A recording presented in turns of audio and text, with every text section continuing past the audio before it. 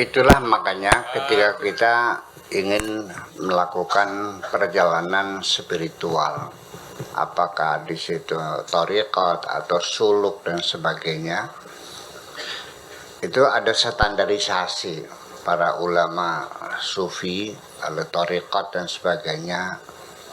La budda min syekhin, harus punya syekh. Sehingga muncul beberapa hadis-hadis Nabi yang ya mungkin hadis, mungkin juga pepatah ulama, man ta'allama bi ghairi syekhin fa syekhuhu syaitan. Barang siapa yang berguru dalam belajar perjalanan spiritual itu tanpa guru, maka gurunya adalah setan. Artinya bahwa mereka yang setan-setan itu akan memanfaatkan orang yang sedang menjalani perjalanan spiritual itu disesatkan. Dia akan muncul mengaku jadi Tuhan, mengaku jadi malaikat dan sebagainya, dan orang itu percaya. Makanya perlu mursyid, karena mursyid yang berpengalaman, dia punya detektor. Artinya bisa membedakan mana malaikat, mana setan, mana Tuhan dan sebagainya. Apalagi sekelas saya, Nabi Ibrahim sendiri juga setannya muncul mengaku Tuhan kok. Iya, muncul. Ya. Aku adalah Tuhanmu. Mulai hari ini semua yang haram menjadi halal buat kamu. Ana rabbuka laqad ahlaltu lakal muharramat. Aku adalah Tuhanmu. Mulai hari ini semuanya menjadi halal. Sayyidina Ibrahim logikanya berjalan. Mana mungkin masa Tuhan bilang begitu. Ini setan. Ambil batu dilemparin kan gitu. Dan lalu peristiwa itu kita melakukan menapak tilasinya, namanya balang jumrah. Itu seperti itu, hanya lapak tilas, ya, tidak ngelempar setan, nggak bakal kena. Saya jamin nggak bakal kena, ya kan? Bagaimana bisa kena? Tetapi artinya bahwa seringkali banyak orang disesatkan oleh setan dalam menjalani perjalanan spiritual itu, sampai dia mengklaim ketemu Jibril, padahal mah setan. Ketemu dengan Tuhan dan sebagainya, itu semuanya setan. Itu mereka bekerja siang malam untuk menggoda kita.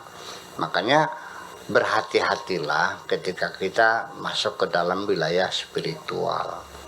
Itu saja persoalannya, berhati-hati. Jangan terburu-buru percaya. Di samping setan juga mungkin saja itu halusinasi dari diri kita sendiri. Iya. Sebab dalam teorinya halusinasi itu adalah satu gambaran yang muncul dalam pikiran kita, yang kadang-kadang kita melihatnya seperti physically kita ada di hadapan kita. Ya, itu halusinasi. Artinya tidak ada perangsangnya, tapi indera kita menangkap ada sesuatu. Seperti melihat tikus segede gajah. Ya kan begitu, melihat ular, melihat hantu. Ternyata dia suhu darahnya itu sudah 45 dalam keadaan panas. Itu terjadi ada saraf yang konslet di otaknya, sehingga muncul gambaran-gambaran sifatnya halusinasi yang sebetulnya tidak ada. Itu hanya halusinasi aja, perangsane baik. Klayap kelihatan setan, ya, jam di dinding goyang-goyang, perangsane. Nah itu halusinasi semuanya itu. Atau datang orang tua yang ngaku jadi malaikat dan sebagainya, itu halusinasi. Ya, tetapi kalau ilusi itu memang ada materinya, perangsangnya ada. Ya, umpamanya kita sedang berjalan malam hari, ada dua pohon pisang yang daunnya bersambung, kita berilusi, ya, melihat seperti kelelawar, ya, yang sebesar itu. Padahal itu adalah daun pisang yang menyatu, dikiranya kelelawar yang sebesar itu namanya ilusi.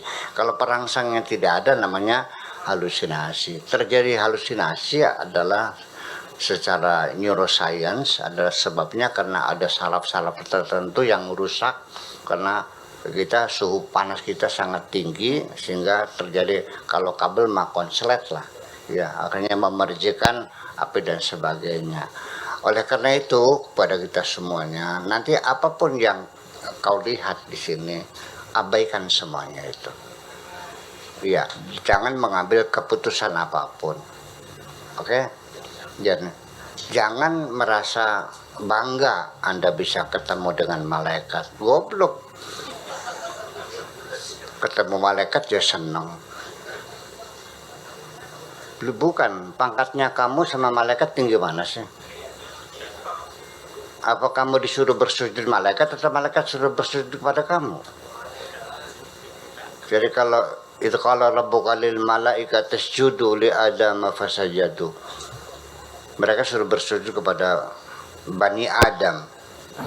Bahkan sebelum kita terlahir dari perut ibu, ketika masih dalam perut ibu, Allah sudah menyuruh para malaikat suruh bersujud kok. Wa idza sawaitu wa nafakhtu fihi min ruhi faqa'u lahu sajidin. Malaikat sudah disuruh bersujud kepada kita ketika kita masih berbentuk embrio, yaitu usia 4 bulan, sudah ditiupkan roh dari Tuhan, malaikat bersujud. Jadi siapa yang pangkatnya tinggi? Mungkin nggak ada seorang jenderal seneng banget ketemu sama kopral?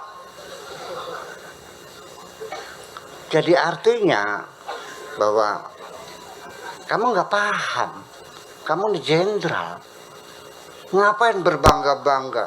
Apalagi mending malaikat mana punya jin gorong-gorong, merasanya paling sakti sendirian, hanya bikin repot aja kok. Ya tiap hari minta makan tapi kerjanya nggak bisa. Iya, inna rijalan minal insi ya'uduna birijalan minal jinni fazaduhum rohaqa. Orang yang meminta-minta sama jin itu nggak ada manfaatnya kok, hanya membuat lelah saja. Beli pegel bayar, makan yang gajinya kerjanya beli bisa. Kerja makan tiap hari kita kasih makan, yaitu dengan menyan segala macam. Ya, tapi ketika suruh ngambil duit juga nggak bisa. Iya kan, seperti itu. Jadi nanti pada ujungnya ada banyak kemungkinan. Ya bisa malaikat beneran, bisa setan ngaku malaikat, bisa setan ngaku jadi Tuhan, bisa halusinasi, bisa ilusi, dan itu semuanya kemungkinan-kemungkinan. Tapi saya tidak akan menuduh siapapun. Tetapi yang jelas bahwa kita umat Islam itu ada standarisasi ketika menjalani perjalanan spiritual, itu perlu ada pemantauan khusus dari sang guru namanya syekh, atau istilahnya adalah mursyid. Dan bapak-bapak juga saya mohon maaf bahwa dulu saya ikut puasa di hutan 40 hari. Kalau yang saya bimbing itu seminggu nggak makan, nggak minum, nggak tidur, saya juga di sampingnya, artinya di hutan bersama-sama, ya nggak makan juga, nggak minum juga, nggak tidur juga seminggu, dan seterusnya. Nah sekarang saya sudah tidak bisa lagi mumpuni, ya saya paling hanya sehari 2 hari nanti saya sini lagi gitu aja. Mungkin setiap malam Rebo kita akan kasih pengajian ya untuk ini. Ya mungkin kalau hari kosong juga saya kesini. Ya, tetapi saya kasih peringatan mumpung pasti dikenanya. Jadi abaikan saja dulu. Apapun yang kau lihat, apakah perempuan cantik jelita, apakah sesuatu yang menyeramkan, atau yang aku malaikat, atau juga mungkin bapak-bapak melihat saya di gubuk, melihat itu, udah abaikan sajalah. Dan biasa masuk dalam mimpi. Saya juga aneh kenapa banyak orang mimpi saya ya. Iya, saya juga nggak tahu, saya nggak pernah nyebar mimpi kok. Tapi sementara abaikan saja dulu. Percayalah bahwa Tuhanmu tidak seperti apa-apa. Itu yang penting. Terima kasih.